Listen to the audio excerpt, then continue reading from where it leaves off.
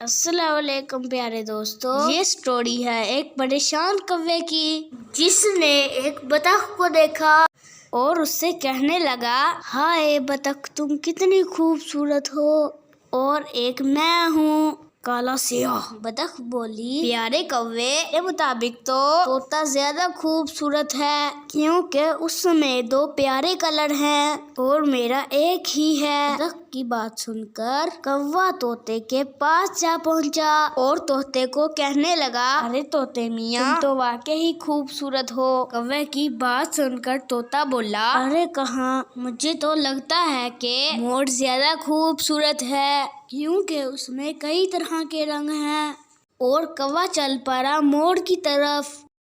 مور ایک پنجرے میں بند تھا۔ کوا اس کے پاس پہنچا اور اپنی بات بتائی۔ مور بولا، دیکھو کوے میاں تمہاری سوچ ٹھیک نہیں، مجھے دیکھو، میں اپنی خوبصورتی کی وجہ سے یہاں پر قید ہوں، اپنی مرضی سے پھر نہیں سکتا، اور تم خوش نصیب ہو کہ آزاد پھر رہے ہو، اپنی مرضی سے دنیا کی سیر کر رہے ہو۔ مور کی باتیں کوے کو سمجھ آ گئی۔ کوے نے دل میں سوچا کہ میں کیوں اپنا موازنہ دوسروں کے ساتھ کر رہا تھا، حالانکہ میں آزاد ہوں۔ تو دوستو، ہمیں بھی اللہ نے جس طرح کا بنایا خوبصورت بنایا، اپنا موازنہ کسی سے نہ کرے، خوش رہے، آباد رہے۔ اسی کے ساتھ اللہ